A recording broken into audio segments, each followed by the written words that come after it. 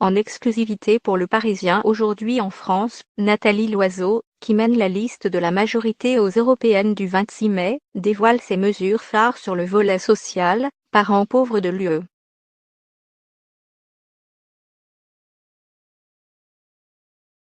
À 2 pas de l'Opéra, au dernier étage du QG de campagne de « Renaissance », la liste LREM aux élections européennes, sa chef de file Nathalie Loiseau, ancienne ministre des Affaires européennes, dévoile son programme pour construire, enfin, une Europe sociale.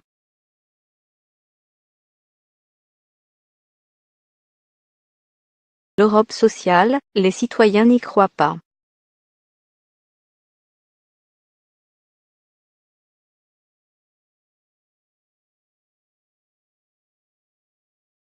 Nathalie Loiseau.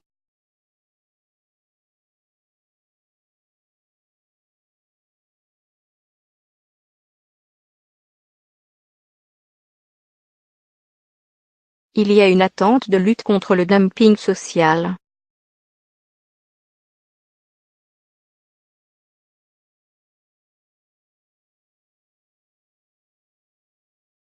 On a fait l'acte avec la réforme du travail détaché.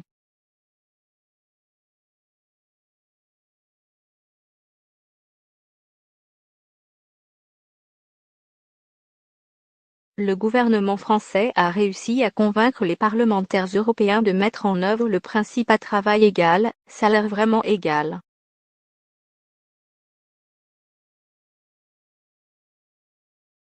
Cela entrera en vigueur en 2020.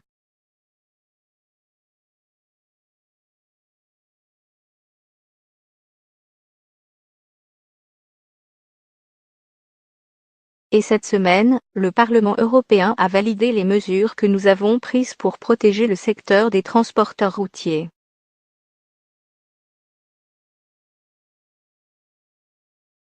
L'Europe avance pas à pas toujours aussi vite qu'on voudrait.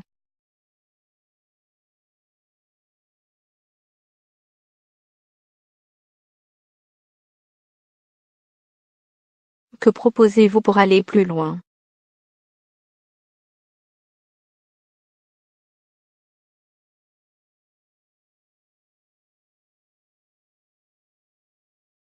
On s'engage à réaliser l'acte 2 de la réforme des travailleurs détachés en imposant le paiement des cotisations sociales les plus généreuses, entre celles du pays d'origine et du pays d'accueil.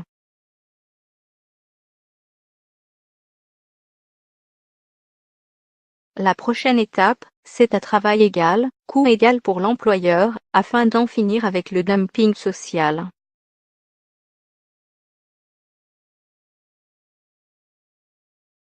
Comment convaincre les pays fournisseurs de main-d'œuvre d'accepter?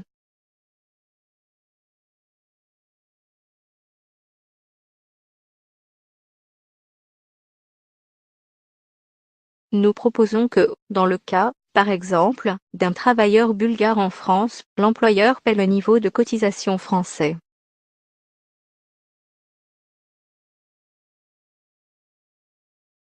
Et le montant des cotisations sociales retournera en Bulgarie, dans un fonds européen qui aidera ce pays à avoir une vraie protection sociale de ses travailleurs.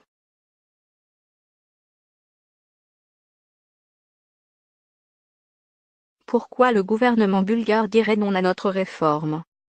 Le but est de faire appel aux travailleurs étrangers uniquement lorsqu'on ne trouve pas de compétences en France.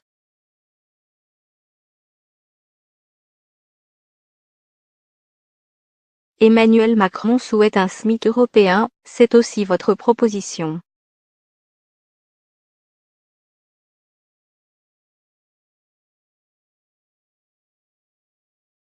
Oui,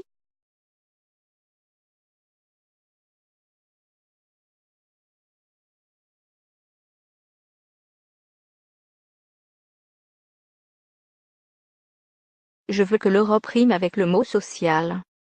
Aujourd'hui, 6 pays n'ont même pas de SMIC. Il faut au minimum un SMIC dans tous les pays de l'UE.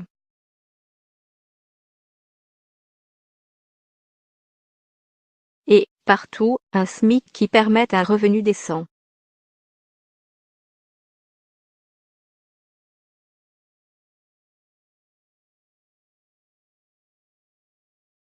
c'est-à-dire, par pays, au moins la moitié du salaire médian.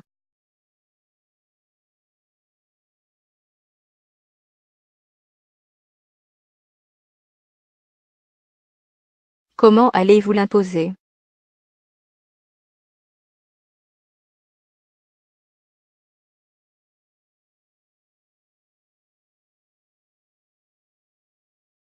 Nous proposons de traiter la question avec le même sérieux que nous le faisons pour le budget. L'exigence qui prévaut pour les finances publiques doit être la même pour les questions sociales et le SMIC en particulier.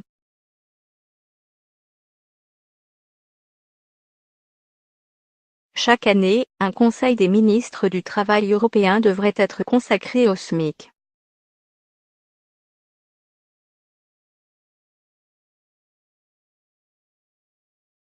Cette réunion aura un objectif, amener les pays européens les plus pauvres à augmenter leur salaire minimum.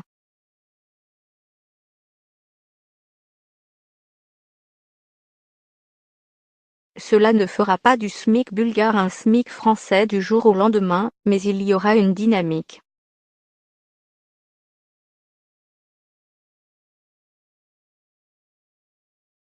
Comment obliger à cela?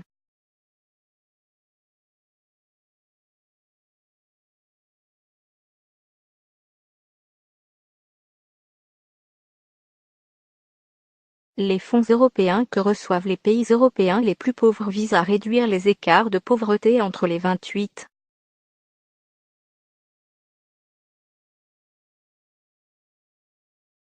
C'est très bien.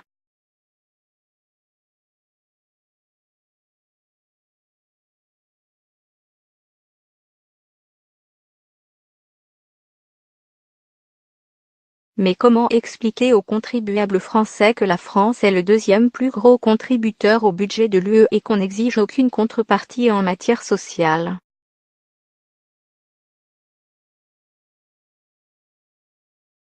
Il n'est pas normal qu'un travailleur français fasse un chèque à la Hongrie, pour financer indirectement un dumping social dans ce pays.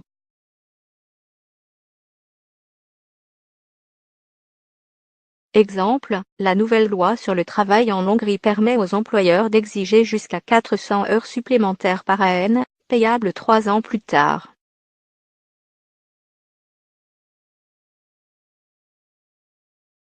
L'Europe, ce n'est pas la casse sociale.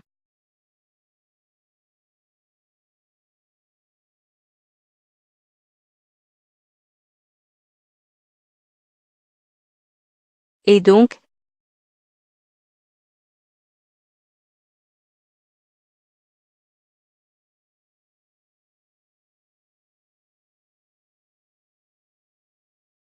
on doit alors conditionner le versement des fonds européens.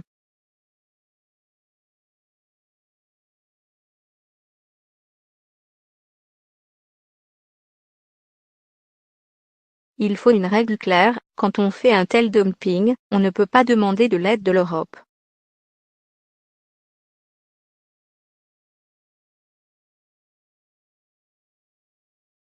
Le Parlement européen peut faire ça.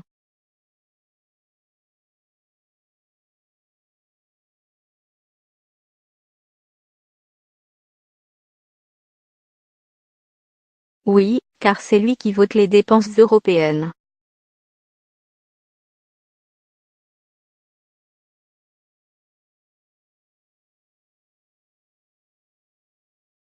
L'Europe, ce n'est pas la casse sociale, assure Nathalie Loiseau.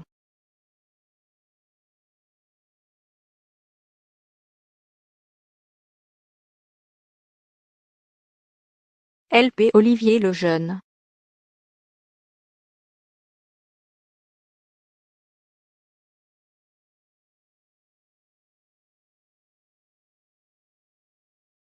La logique ne serait-elle pas de commencer par unifier la fiscalité européenne?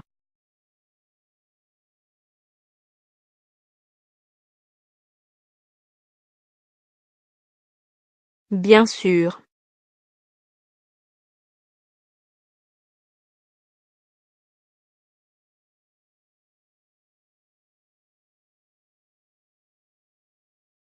Il faut mettre fin à l'exigence de l'unanimité pour prendre des décisions sur la fiscalité au niveau européen.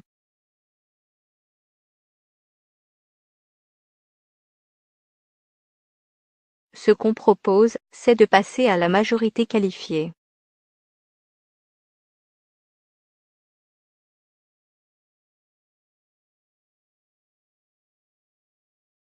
C'est une question de justice fiscale.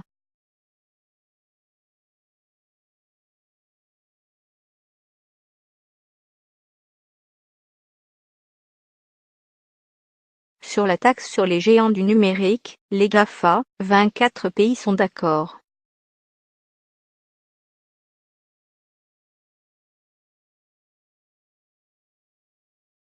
On est bloqué par 4 pays qui sont parmi les plus petits.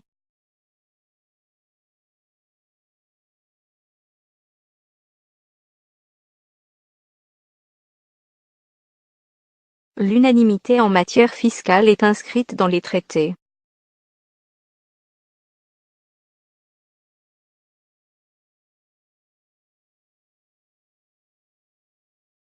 Un traité, ça se réforme.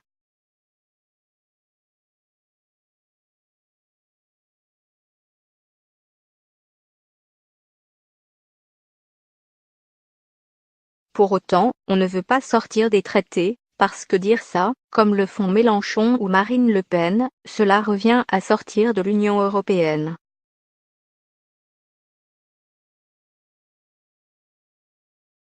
Notre objectif, c'est qu'on se mette d'accord pour harmoniser le niveau de l'impôt sur les sociétés, notamment.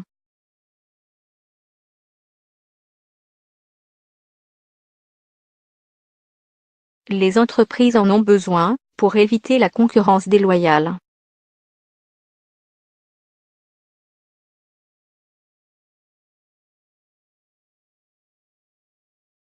L'impôt sur les sociétés en Hongrie est à 9%, cela s'appelle du dumping fiscal.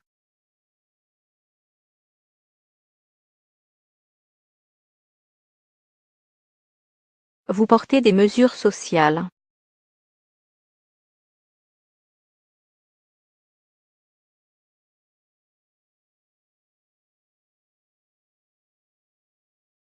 Mais le social est perçu comme l'angle mort de la politique d'Emmanuel Macron.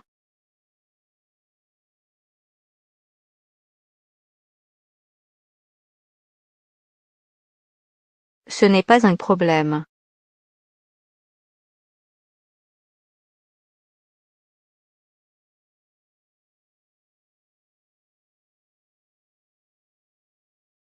Ce qui m'a beaucoup frappé chez les Gilets jaunes, et dans le grand débat, c'est qu'on parle aussi peu du chômage.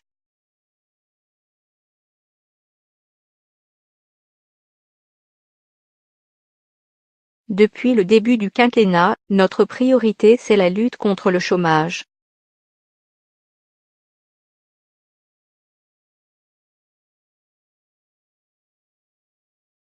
On y a porté plus d'attention qu'au pouvoir d'achat des travailleurs pauvres, c'est peut-être notre erreur.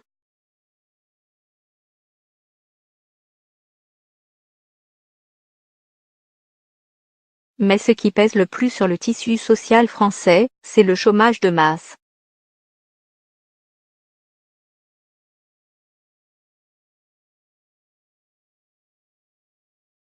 Pour Nathalie Loiseau, on a porté plus d'attention au pouvoir d'achat des travailleurs pauvres qu'aux chômeurs.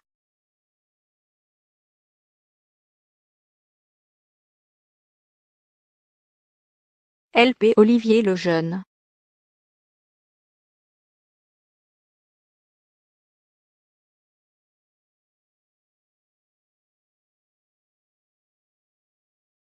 Vous êtes l'ombre portée d'Emmanuel Macron, il n'est pas un peu encombrant.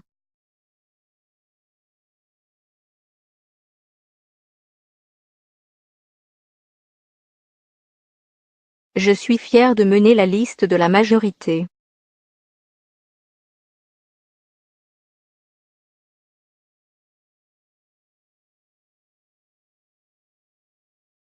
Ce quinquennat doit réussir parce qu'il faut réussir la transformation du pays.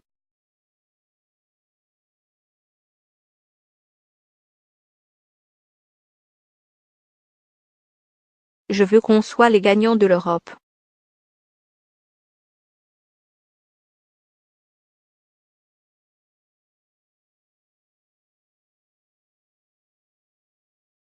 Et on ne peut pas avoir une France forte si l'Europe n'est pas plus forte.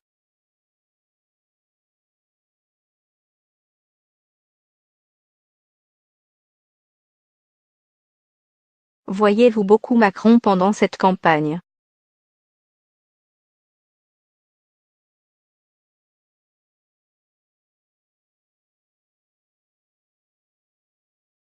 Bien sûr.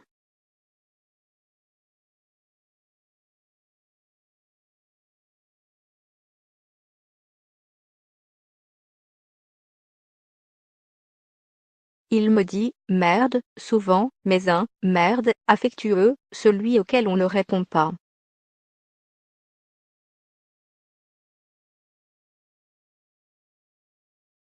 Il a une autre expression, moins connue, je vous tiens les pouces.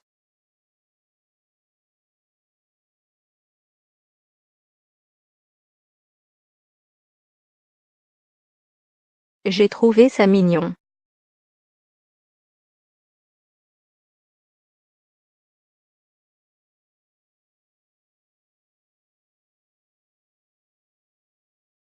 Il a une telle passion pour l'Europe et il sait qu'on la partage.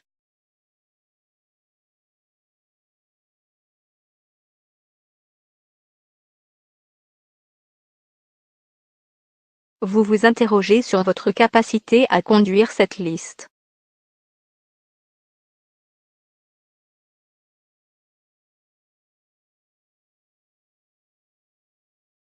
Je reconnais que je ne suis pas une bête de foire et même je le revendique.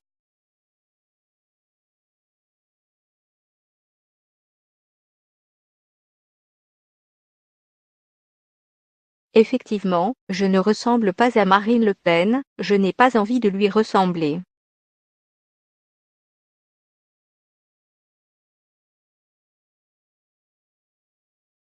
J'ai de la sincérité, de l'engagement.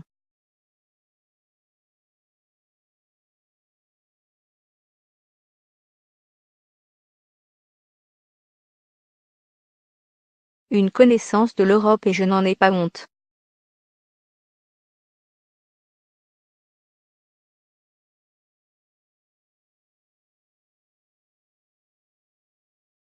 Vous ne vous êtes pas dit, comme Raphaël Glucksmann, que vous n'étiez pas faite pour ça.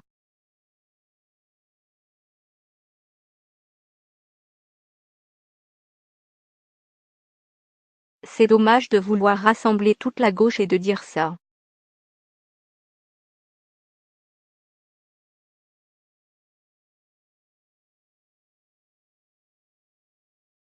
Moi, la politique, ça fait 2 ans que j'en fais et je vais continuer à ma manière.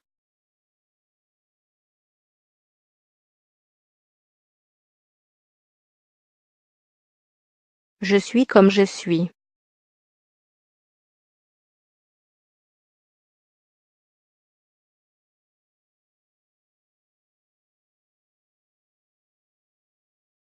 Une fois élu, vous siégerez au Parlement jusqu'au bout, vous n'irez pas à la Commission.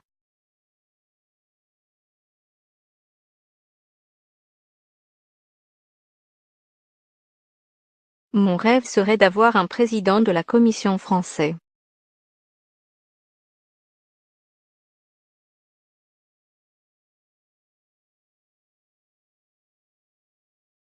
Quand vous avez été ministre délégué aux Affaires européennes, ça ne fait pas de vous un président de la Commission.